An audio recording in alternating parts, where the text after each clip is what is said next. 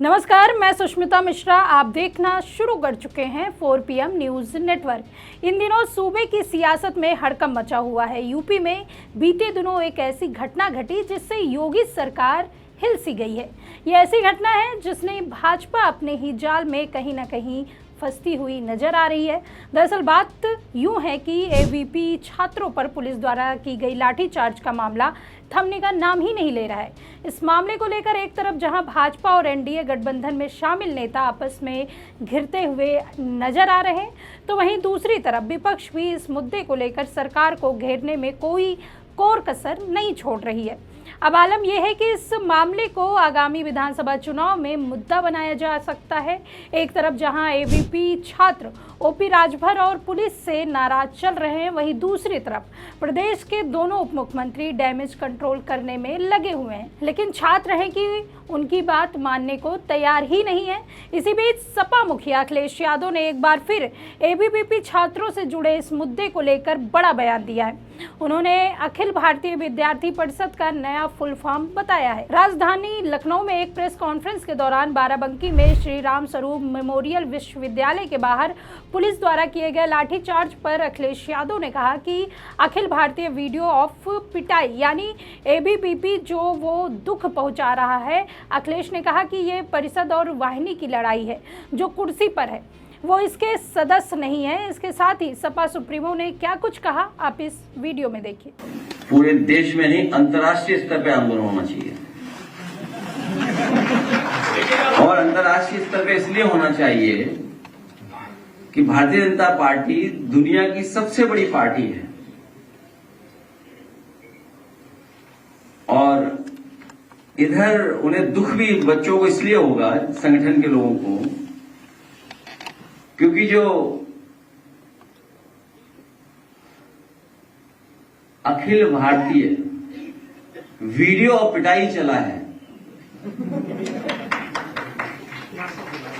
Akhil Bharatiya video और पिटाई जो है वो दुख पहुंचा रहा होगा।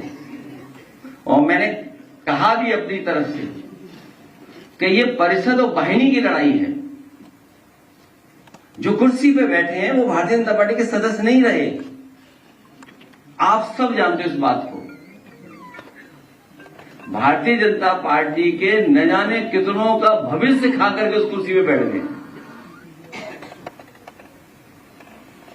तो स्वाभाविक है अखिल भारतीय वीडियो पिटाई देख करके छात्र दुखी हो रहे होंगे, उनका जो अपमान हुआ है उनको लेकर के चिंतित होंगे। वो राजभर जी के भी घर पे सब पहुंच गए, वहां भी लोगों ने राजभर जी को बिना बताया सवाल पूछा गया तो बोल रही है उसमें। अब राजभर जी ने कुछ कमेंट किया उसके विरोध में, राजभर जी के आवास पर भी सब पहुंच गए, वहां धरना प्रदर्शन और पुतला फूंका गया है। वो तो सहयोगी नहीं, क्या क्या हुआ है अगर आप थोड़ा विस्तार से बता दो तो मैं जवाब दूं।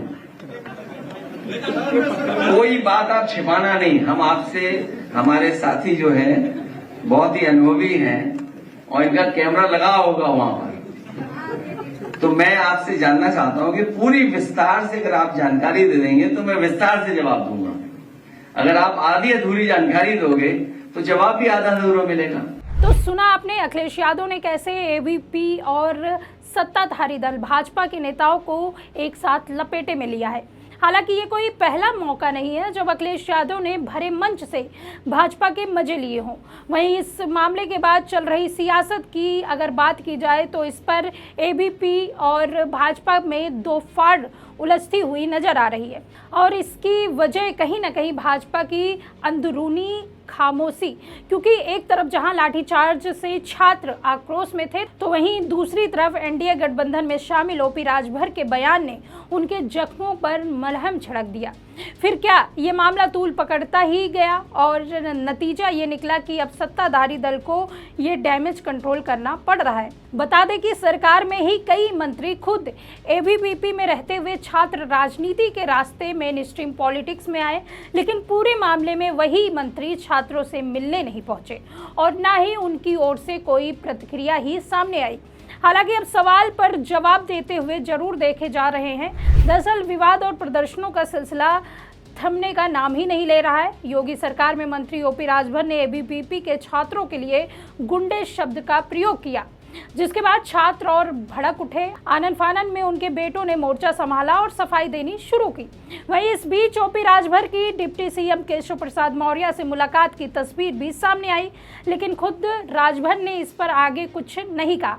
फिलहाल स्थिति ये है कि एबीवीपी अब तक के सरकार एक्शन से संतुष्ट नहीं है। तमाम नेता मंत्री घायल छात्रों से मिलने केजीएमयू अस्पताल पहुंच रहे हैं, लेकिन इस पर अब एबीवीपी की ओर से एक बयान सामने आया है, जिसमें वो कह रहे हैं कि बजाय देखने आने के सोशल मीडिया पोस्ट से अपनी संवेदनशीलता दिखाने के बजाय सरकार में बैठकर उनके अधिकारियों पर दबाव बनाए कि वो इस पूरे प्रकरण पर त्वरित कार्रवाई करें।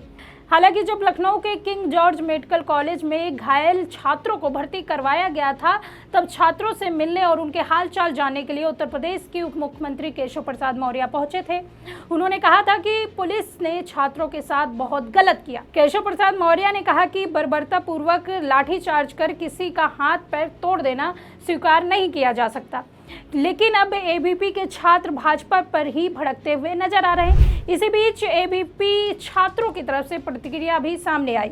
इसी कड़ी में छात्रों की तरफ से मांग भी की गई। छात्रों की तरफ से मांग की गई कि लाठीचार्ज घटना में सम्मिलित पुलिस कर्मियों और बाहरी गुंडों पर मुकदमा दर्ज कर कठोर कार्रवाई की जाए, पाठ्यक्रम के अवैध संचालन की उच्च स्तरीय जाँच की जाए और प्रशासनिक अधिकारियों को दंडित किया जाए और विश्वविद्यालय को बंद किया जाए। इसके साथ ही उच्च शिक्षा परिषद के सचिव द्वारा दर्ज प्राथमिकी के आधार पर विश्वविद्यालय पर कठोर कार्रवाई की जाए। लगभग 6 बीघे सरकारी भूमि पर विश्वविद्यालय अवैध कब्जे और तहसीलदार कोर्ट द्वारा लगाए गए 28 लाख रुपए जुर्माना कब्जा हटाने के आदेश को तत्काल लागू किया जाए और विश्वविद्यालय प्रशासन द्वारा अवैध निर्माण पर बुलडोजर चलाया जाए। इसके अलावा छात्र विश्वविद्यालय संचालकों को शिक्षा माफिया बताते हुए अवैध निर्माण पर बुलडोजर कार्रवाई की मांग भी कर रहे।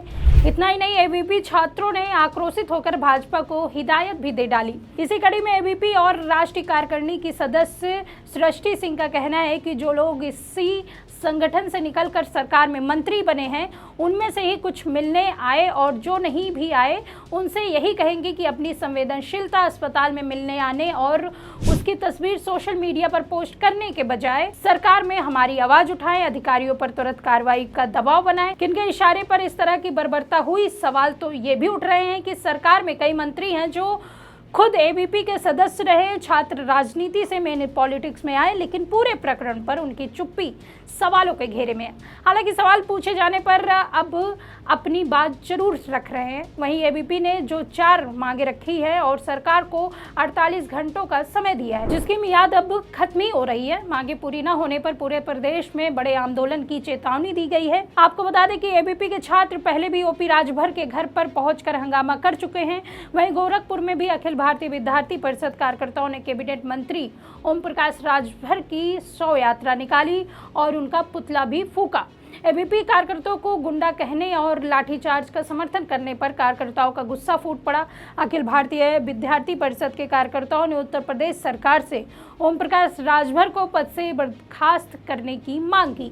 इस अवसर पर कार्यकर्ताओं ने राजभर के खिलाफ नारेबाजी की। इस बीच वहां मौजूद पुलिसकर्मी भी असहाय बनकर उन्हें मनाने का प्रयास करते हुए दिखाई दिए। वहीं राजभर के घर पर अखिल भारतीय विद्यार्थी परिषद के छात्रों और कार्यकर्ताओं द्वारा हंगामे के बाद राजभर मामले पर अखिलेश ने प्रतिक्रिया दी। इस मामले पर मुझे कुछ कहना नहीं, उनमें थोड़ा सा सम्मान व विचार करना चाहिए।